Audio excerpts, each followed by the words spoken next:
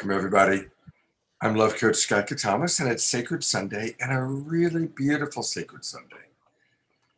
Today, we're going to meet this remarkable man, the wild abbot of the mystic monastery, Jerry Anderson, and he is truly one of the sweetest souls I've had the pleasure to meet. I'm meeting so many amazing people right now through all the shows that I do, and especially through Saturday Night Live.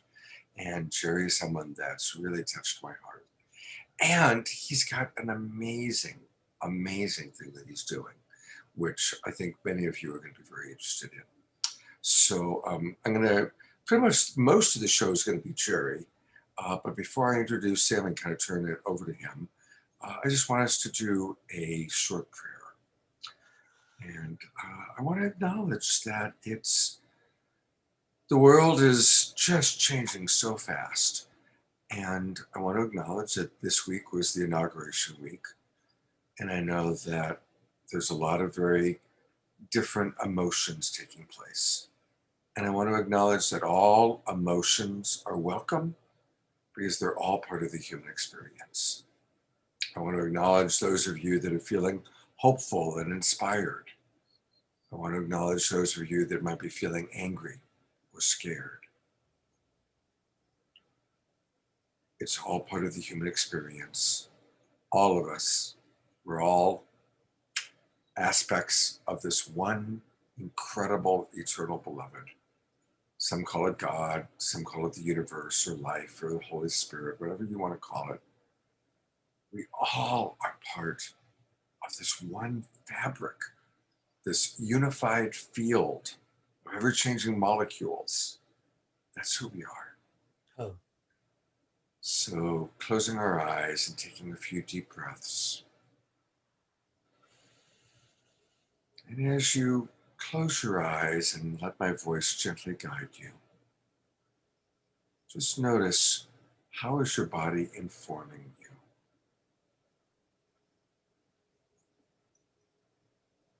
As you tune into yourself, what do you notice?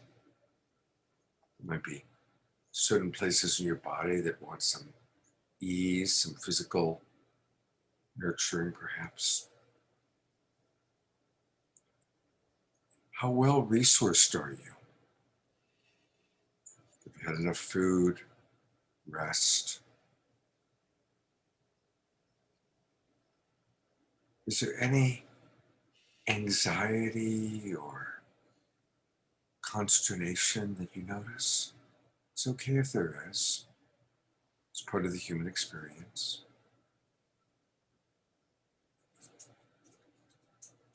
So acknowledging whatever your body wants you to acknowledge and honoring our body temple, giving thanks for this incredible body that we get to inhabit during this relatively short time on planet Earth. Appreciating all the senses that we have, how much we enjoy taste, smell, touch, sight.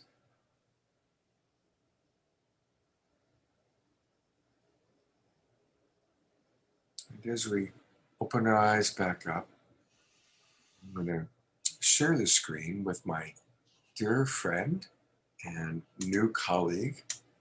This is Jerry Anderson. And Jerry is the abbot of the Mystic Monastery. And life has given this man stewardship of 10,000 acres of pristine land. For 500 years, no one has owned this land. It's in San Juan, Puerto Rico, sacred river flowing through it. And Jerry, who is the steward of this land, not only is this land now available to be turned into an incredible community, it's its own ecclesiastic country recognized by the United Nations. And so we are now looking at a United Nations member. And I'm just so honored to be friends and colleagues now with Jerry. And we want to invite any of you watching, whether you're watching live, and I know most of you are going to watch the replay, share this out. Who wants to be part of this incredible new country, this incredible community? And to learn all about it, I'm turning it over to Jerry. Well, thank you very much, Scott, and welcome to the whole family who greet the Sacred Sunday group here. Today, I would like to share a little bit of the teaching, the type of teaching that we will be sharing at the monastery. Basically, the monastery has two basic principles that we can find in every religion around the world. So we call ourselves one of the first all-denominational monasteries in the world. And the two principles are, number one, know thyself, two words. And you can find that in every single tradition on the planet. Okay, everyone has the same know thyself somewhere in it. Okay, and the second one is in everybody's principles around the world too. It's the simple golden rule: treat others the way you want to be treated, because that's the real understanding of oneness in a deep way, right? As you treat the other one as another yourself, as some tribes call it around the world. So I would like to give everybody a little sample of the type of Excalibur training that our monks will go through. We're going to equip them with the latest, most powerful spiritual tools to do healing on all the dimensions: emotional, mental, physical, spiritual, financial, all the dimensions, so that the person can be healthy. And just to give you a simple piece there is that oftentimes people don't know what they want for health. And they often say they don't want this, they don't want pain, they don't want cancer, they don't want, but you know what? You cannot have a miracle of a negative. So you have to think, how is it going to be in the positive? And a lot of people don't even know what good health means without saying what it's not. So I'll give you a short sentence for what good health is. It's when all of the parts of your body joyously cooperate. And parts meaning your spiritual part, your emotional part, your mental part, your relationship part, all the parts joyously cooperating. That's ultimate health. So I prepared for you today some training that we'll be using, like I say, at the monastery. It's a short training of what regularly is about 2.5 days, but today we're going to do it real quick in the next. And one thing I just want to let people know, because they asked last night, you are non-denominational or multi-denominational, right? All, yes. So all denominations, all races, all cultures, all genders, including transgender, everyone is welcome. Yes, we refer to the transgender a little bit more towards the way the native tribes do, and we refer to them as double gender. Oh, nice, nice. Nice. And oftentimes in a spiritual way, they have some spiritual talents that nobody else is gifted with, because they have that empathy and everything all in one package. Beautiful. I thought I would just go through a few slides quick. You will need a piece of paper or something to write down 4 questions later that I'll give to you that you'll want to use if you want to use this method. Basically, this training that I'm going to share with you came from Yogananda. Let's see how I change pages here. Okay. He was a great monk. We call him Yogananda, Paramahansa Yogananda. And from his vantage point, after he had left Earth for some months, he saw that Earth people had a, to use positive of it, a lack of clarity in the emotional dimension. And he felt that that was really where humans were stumbling, you might say, the most, was in the emotional dimension. And so he said that this was because not many planets that even us humans come to, us souls of humans come to, have water. And so water in astrology and occult understanding is often known as the emotional plane. So that's the connection there to why he thought we didn't have much skills in dancing. I had the incredible blessing of receiving directly from the man who got the transmission from Yogananda, Lester Levinson, in the 1990s. And he had already gone into seclusion, and he came out to train my soul group of 8. His most famous quote is, "Misery is complexity, happiness is simplicity." I love that. He was a very sweet soul. For to understand emotions, he said, we have to understand that they have parents, just like a father and a mother. The father of the emotional plane is our mind. It's like a computer. It has a million what if sentences up there that says, what if this happens? I will feel like this. If I lose my job, I will feel like this. If I get a job, I will feel like this. All these different kind of, like, I call them what if statements in the father dimension. And then the mother of emotions is when, of course, it happens on the physical plane.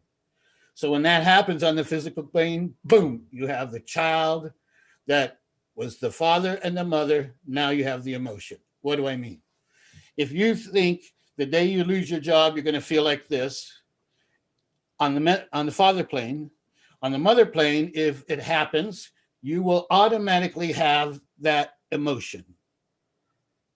It's not like it just came from nowhere, wherever, okay? I'm just going through, at the moment, my mom's death. So, I had to be real careful knowing that the day my mother dies, I'm going to feel like blank, right? So I'm going to show you in a way, in the end, it's the most amazing secret at the end of this method of showing you how to erase, how to open up and clean the whole deposits in your brain of what if statements a little bit later. So I'm going to make a little emotional map, because sometimes when we get lost, we wonder where the heck center went to. So I'm making you a little map today. You can see how to find your way back to your center. I could graduate you a PhD in psychology if you can understand this next sentence. Every single psychological challenge comes from not living in the now moment centered. And sometimes we wonder where in the heck now is, but I say it this way, it's where the past and the future touch. Beautiful. So he explained that, and when I say he, I'm speaking of Yogananda, he explained that humans are reverse wired, meaning we really want the opposite thing that we think we want, okay? So here's how it goes. Our male side myth is it wants control, when it really desires freedom, and they're inversely proportionate. So when we would say we want freedom, we really have to understand our male side is constantly wanting control. It's most easiest way to say our male side is it's our side that is always looking for power. Okay, and we'll tie this in a little bit later. So our female myth is the opposite side. It wants to have approval when its real desire is to be real and authentic. And again, they're inversely proportionate. He made a very simple line in the saying, so we know what's a good emotion and what's a bad emotion. He said, is if an emotion that says I can, it's a good emotion. If it's an emotion that says I can't, it's not a good emotion. So sometimes when we wonder, we look for the center and we wonder where it went to. In the next few minutes, I'm going to first draw you a 2D map, and then we're going to turn it into a 3D map. So here's the 2D map. I don't know if you can see at the top, it says future. Yeah, we're able to see it all. Okay, so you can see in the very center of this axis, it says centered and present. Now the present one is the north-south axis, the top-down axis of where the future and the past touch. Now, the centered one is the one between our female side on the left and the male side on the right. And where they touch, Jesus talked about it being the grand marriage inside of us. Okay. And the easiest way I keep the male and the side and the female simple is the male side of us is our doing side, and our female side is our being side. And I'll refer to many times, there's a reason we're not called human doings. Mhm. So this map, you can actually, I've been in class where we've actually charted like 70 different emotions on this chart. I just put last night in the middle of the night for you, 2 of them just to show you how you do it, okay? So first of all, when you feel, let's pretend we're talking about fear now, okay? When you feel like it's in the future or the past, you can automatically see right there whether it's above or the bottom of the chart. So it's in the fear, it's in the future, or anxiety, or any of these ones you want to talk. And it is our male side because it's trying to do something. You follow how we charted it there? Yes. Okay, so let's say guilt. It's going to be about the past, and it's going to be, if the female side, let's say maybe having regrets, feeling sorry about some way they treated somebody or somebody they were treated, whatever. So you can see how it kind of charts. You can chart every single emotion on this chart, folks. And again, Jerry, I think it's important for us to just establish that we recognize that every person has a masculine or a male side and a female side. So when we see male and when we see female, we're saying that that's within each individual. Yes, because our female side is our receiving side, and our male side is our doing side, or our physical forward motion side. So it's kind of like if you don't have a female side open and receiving, you don't have no energy for your male to do nothing. Right. It might be doing all kind of stuff, but it doesn't have any power. And the reason I tell people that we know that the women have power, okay, is because the men are always looking for it. Okay, so now maybe you can grasp the next concept where we turn this 2D map now into a 3D dimensional, third dimensional map. And how we do that, the third dimension, or you might say the up from the table that the map is on, is how much energy is involved. The more intensity of the energy, you might say the more of a mountain on the map it has, okay? And like I say, he made a line, and we're going to go through all the I can't ones, but I just thought I'd put here, you can experience 3 emotions only, he said, above I can. Love, and he had a glorious definition of it, and joy, and he had a great definition of that. But he said peace and oneness is the ultimate emotion you can experience in this world. Yes. So we're going to start at the bottom of the map, or the mountain now, where we've made a map. Now we're going to make a mountain, okay? So at the bottom of the energy of emotions is apathy. It's kind of dead. It doesn't have no energy. Who cares? Nobody cares, kind of thing. Next one up from that is grief, death, but now it has a little more energy, okay? I'm going to go through these a few times here. Next is fear, and you can tell it has a lot more energy. We could go into detail, but I think you all can just grasp it at this speed. Lust, I do need to explain this one. This was, in the 1980s. So they used this word lust. So I have to use to explain what this word means. My teacher for the SIS method here, she said, lust is when you want something so bad that when you get it, you can't enjoy it. Wow. Her definition, she explained from her life. She said one time she lived in New York City on 20th story of a building, and in the middle of the night, she got a craving for chocolate ice cream, and she went down and got the chocolate ice cream, brought it all back up, put her slippers on and everything, and she said that chocolate ice cream was awful. Puts it back in the refrigerator. Next morning, she checks it. It was great. Lust is when you want something so bad, you really can't enjoy it.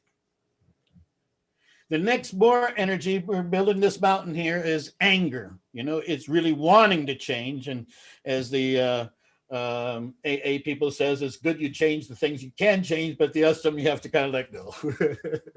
Right. He said the highest energy and emotion was pride.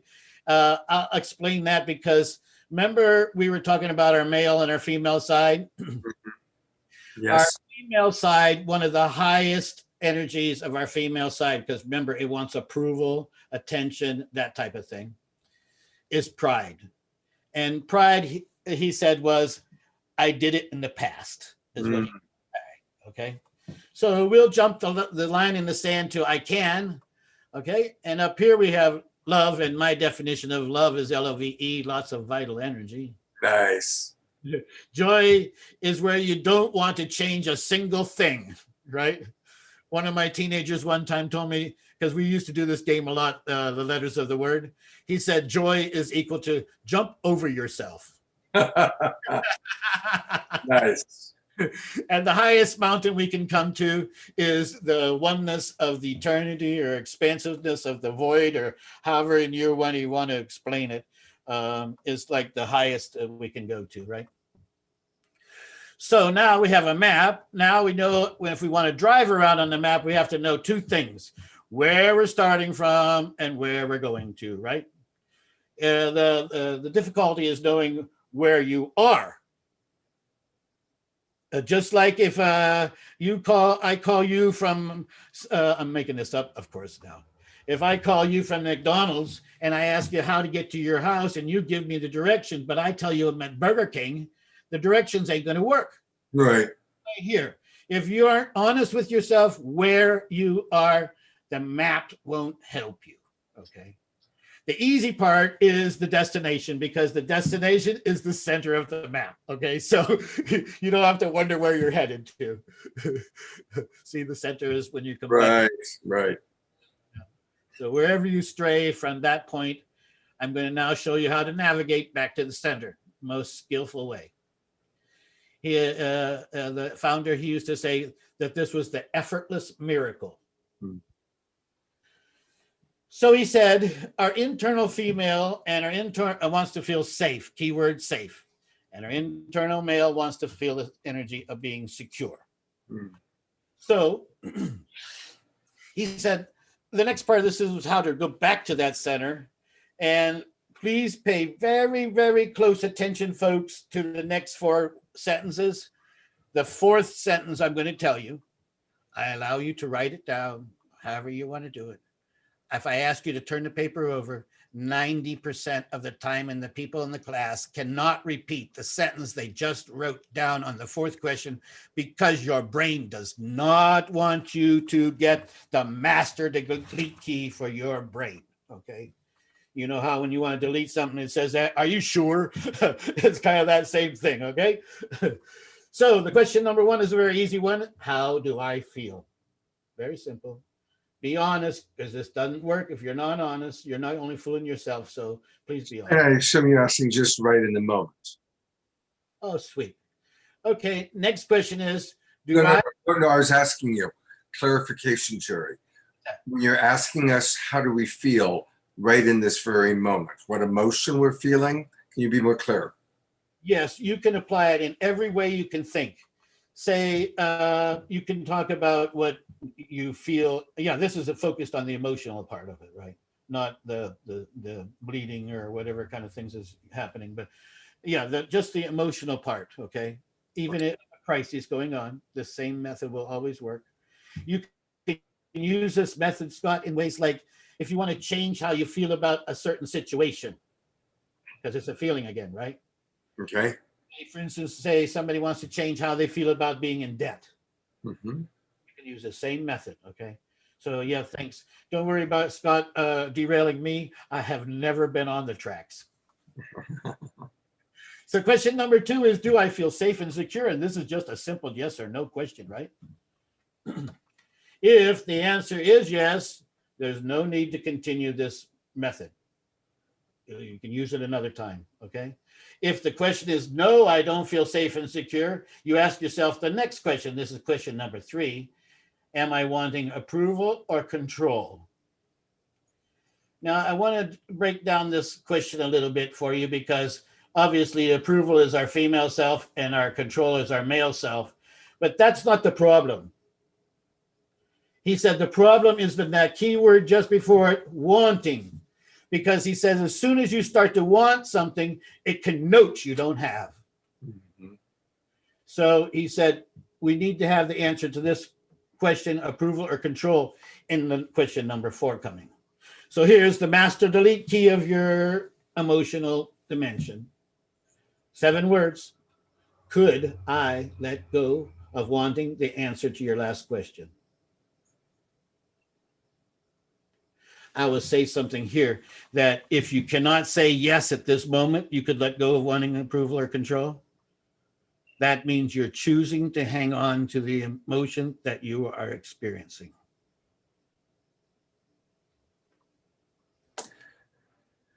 Okay. So Jerry, I just, because I appreciate it, I know you're squeezing a lot into 1 hour, but I just want to give people a minute to really answer that question, because it's to answer it honestly. I'm noticing it's the first question, do I feel safe and secure? That's a pretty fast answer. But to really let go of wanting approval or control seems to me like that's something to really slow down and reflect on for a moment. Perfect a breakdown of that, because I would say that of the emotional dimension, and I'm talking non-gendered when I say male or female side, right? Right. When you first start using this method, your male side, your energies, your anger, your all those male side stuff come out first, because our internal male is much more noisy than the internal female is. So after you've cleared, I'm going to share how it happens here. After you've cleared this method, you basically go back and ask yourself, now do I feel safe and secure? If you don't, you just go through the questions again and again and again. And each time, Scott, the craziest thing that happens, I think I wrote this on a slide coming. Yeah, I said if you want to keep what your experience is, that's only when you say no. Right. Okay, so in this question, actually it's number 4, I got the wrong number there. When you say yes, I could let go of wanting approval or control, okay? Sometimes, Scott, a craziest flash happens where you began to believe this idea that you're just now letting go. Yeah. I had this experience one time in the class. We had a lady from Los Angeles, Hollywood, that was maybe 35 years old, and she was going through this, and in the class we were role playing, and she wanted to change how she felt about being in debt. Well, of course, her male side came up 3 or 4 times, but then her female started coming up. And one time when her female was letting go, get a hold of this, she saw a flash. And the flash she saw was up until she was 13, her family was very wealthy, and her parents went gambling every night and out and partying. They never saw them, right? But at 13, they went in debt or broke, and they stayed home. The 13-year-old brain of hers wrote down, when you're in debt, you're with the people you love. Wow. So it's like in that flash moment when you let go, sometimes you'll be astounded about, holy cow, that was connected to that. But then you can see it perfect draws the dots together, you know? So yeah, I like questions. If anybody has a note on there that I can't watch it too. So, okay. So like I said, if question number 4 is finished, then you loop back to how do I feel again? Just drop through it. If you feel good, you don't need to say you're feeling safe and secure. You can stop the method, but you repeat it deeper and deeper and deeper, like an onion. It will unpeel. So if you'd like some more information on Lester Levinson, it is called The Effortless Miracle, and you'll find it on YouTube. He passed a long time ago. I had many, many days with him. So this is a simple emotional clarity, sharing to share the training of the monks. Yes, we include men, women, double gender souls will experience in nature's rainforest of Puerto Rico at the Mystic Monastery. Beautiful. Jerry, I'd like to, we've got some questions that are actually coming in from our audience. Wonderful. Can we get back to the slideshow in a moment? Can we just pull you up full? There we go. So Donna asked, what sort of restrictions are there, like being quarantined for 2 weeks when volunteers arrive? That's a very good question. um, and I know from experience because now I've been down there 3 trips during the quarantine, and you know, you know how fear is. It always gets exaggerated. So my experience is, I'll have to share the first experience going to Puerto Rico during the quarantine. I was taking with me 7 monks. Some of them were children. Okay. And we landed in Puerto Rico at 3 a.m. at the airport. And it was like the first few days of the quarantine down there. And there was a line, I kid you not, at least a block long at 3 o'clock in the morning to go through this paperwork that all 7 of us had to do. And I'm thankful to God that all of our team was wearing the exact same shirt. And so there was this guy, we see him in a hazmat suit, all dressed in white, kind of coming back along the line, just kind of looking over everybody. And he comes straight up to me and he says, all these people with you? I said, yeah. He said, come with me. So we thought he was going to just take us up to the table because we had children with us and so forth. No, Scott, you know what he did? He took us completely out of the airport to the street. That's how the quarantine was for the members of our tribe. While you're there, just to answer her question, they do take your ticket for when you're leaving the island and your phone number and where you're staying. And they text you your phone every day. Are you feeling okay? Do you have pain, temperature, that kind of thing? You just text back no, and they say thank you for participating, and that's how it is.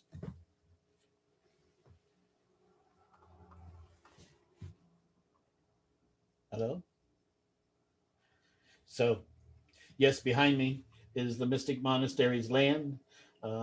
This amazing property has never been claimed, never been owned since Columbus arrived there. Can you imagine on an island? That's incredible. That's incredible. I do have a bonus spot if there's enough time. A bonus what? A bonus for everybody. Oh, great. Okay, so another question that came in is, what are the accommodations like when people come and they're there to help with planting or whatever? What are the accommodations like? That's the part that we supply. So far, we've been having enough funds to keep all the monks in apartments right in the closest town where we still have electricity. That's where we have our embassy and everything is right in the closest town there. And so, yeah, we take care of that part. But like last night, I was raising funds to support them so that they would receive like $250 a week for, because everybody has their cell phone and all the kind of things that eat up your funds.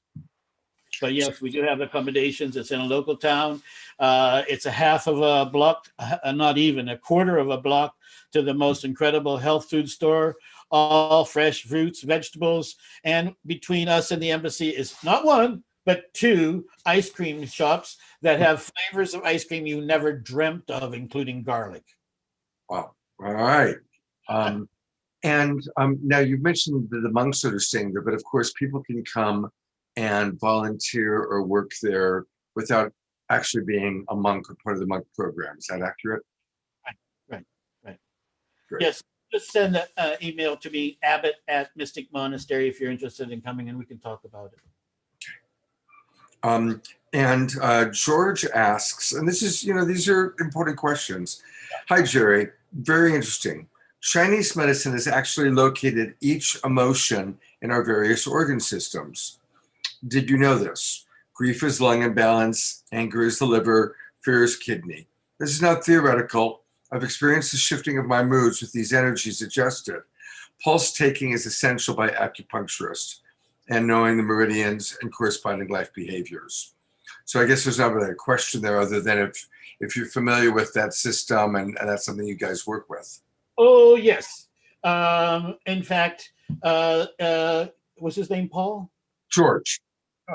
George, we are going to be the first monastery, probably first university in the world that will carry that to the next level. There is a teaching on the emotions, and yes, it's connected to organs, but the thing the French guy has figured out is a trigger question that triggers the emotion of that organ to come out. And it's extremely powerful. And we have the world's only teacher who teaches in English this method yet. And she's volunteered. In fact, I recommended her for the Saturday Night Alive guest already. She's an amazing being. And I saw in front of my eyes crazy things that just one question, sometimes repeated 16 times, but one question unraveled pancreatic cancer right in front of my eyes. Wow. Yeah, we're considering her for our February 27th show on optimizing health. So thank you for that. Yeah. And one last question that's here so far, Jerry, and that is people are wanting to know what the time frame is, like, how long do they need to come for, stay? What are the time frames? Well, as Fantuzzi said, blessed are the flexible, for they will break. We are very flexible and grateful for every drop of passion and energy and joy you want to add to our property. Yes, you can come for long times, short times. My crew that I took down there in July, that I was just telling you about through the customs, the COVID test thing. None of them have left yet. So that might give you a hint. They're very happy there. One of them has 2 children, a 4-year-old and a 6-year-old boy. And she said, I couldn't have a more cool place to raise my kids, where they can learn 2 languages at once and be in the nature and all this kind of stuff. Fantastic. Well, speaking of the nature, I think you've got some slides to show of the property and the rivers and the caves. Boy, I didn't get that quite ready.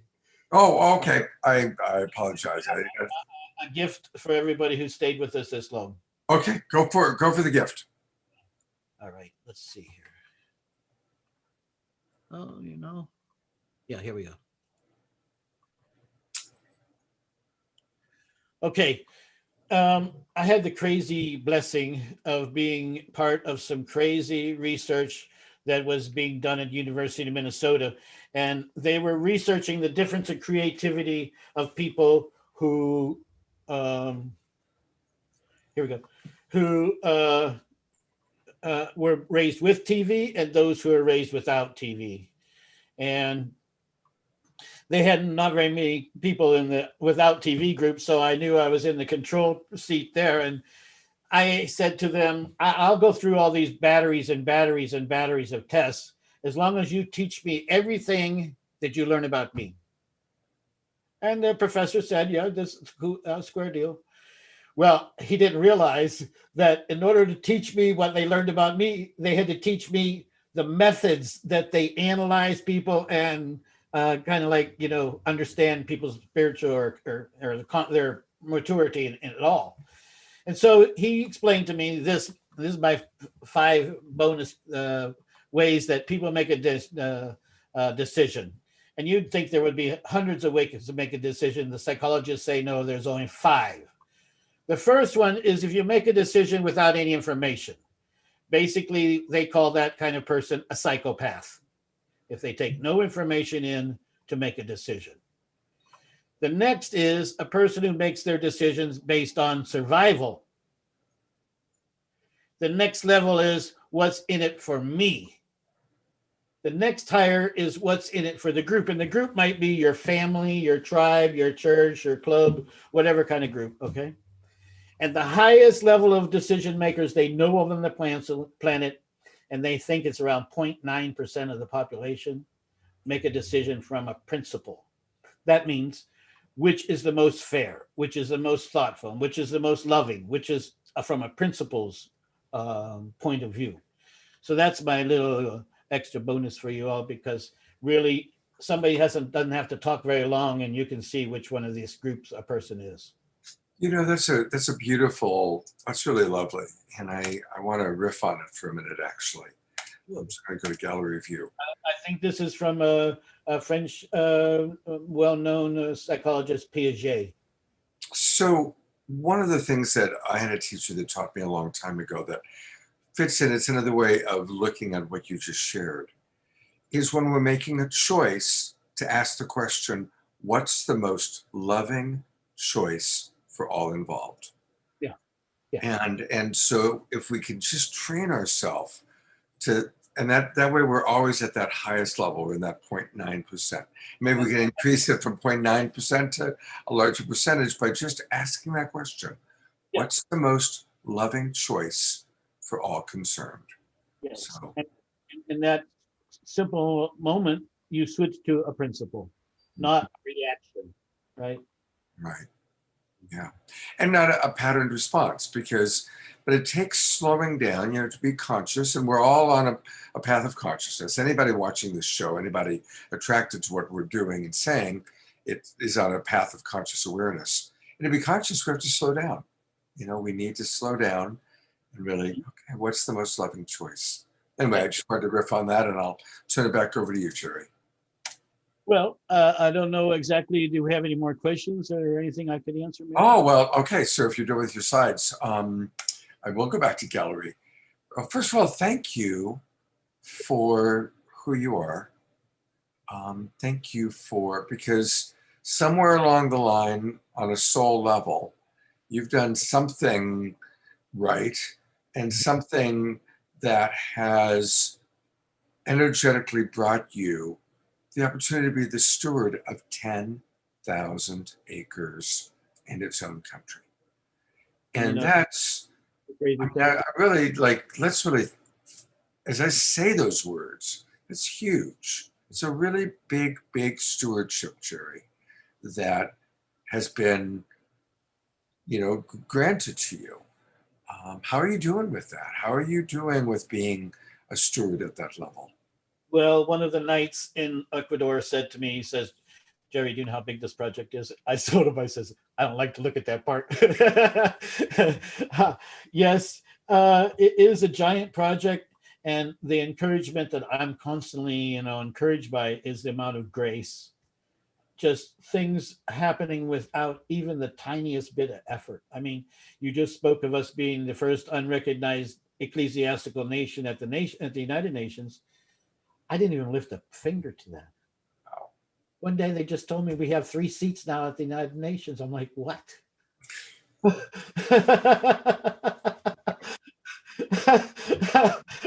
We have diplomatic passports, the whole thing from the United Nations now. So, I mean, it's grace. I mean, the way the land came, the preciousness of the land, in many cultures around the world, their most sacred places are underground, and we have caves and caves and such a massive amount of caves that it will be probably 10 years even mapping how many caves we have. Yeah. I'm noticing Julian, who's been in the Zoom room with us, and thank you everybody in the Zoom room. Julian writes, to some degree, it seems we all move around between these aspects of decision making, depending on the setting and the self-evolutionary path, of course. Good point, Julian. Thank you. Absolutely.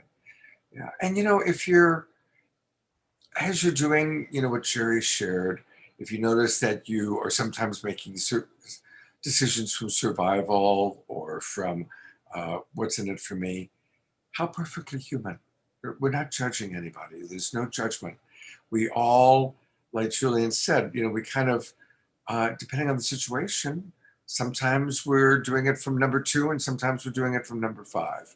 And it's just an opportunity to have more awareness of, oh, I'm reactive. When it comes to how I react to my father, I'm this way. When it comes to how I am taking care of my family, it's this way. We have different ways that we react or respond. So yeah, the lady said it correctly, because even if a person is functioning at a principled decision level, if say they have a divorce, they might go down to survival level decision making for a while and come back up again. right. So, a serious emotional event can really knock the level of the mountain, you might say, down. Absolutely, absolutely. Because what you're referring to is our reptile brain, which we all have. It's the oldest part of the human body. And so there's certain events in life that trigger our reptile brain reactivity, that trigger our need to survive. Um, and also anybody who's coming out of PTSD or an ancestral lineage where there was a lot of violence, there is just that natural tendency to react because we have more of an imprint of needing to survive. Yeah, Julian just added, people who grew up in civil war or deep hunger, for example. Thank you, Julian. That's right. Yeah. Is there anything else, Jerry, you want to share with our audience? And again, remember, the majority of people are going to watch the video replay. Anything else you want to share about what you're creating? Well, the reason is called St. John the Baptist is because he was like a harbinger. He was like the preparer of the way. In a way, this is what the monastery is going to be, like a harbinger for young people to have a way prepared that they can, as Julian was talking about, not have to think about food or housing or anything. They can, volunteer on the grounds and be in a state of spiritual oneness while they're doing their practice on the properties. I found that I don't remember who said it, but somebody said, only use words if you have to.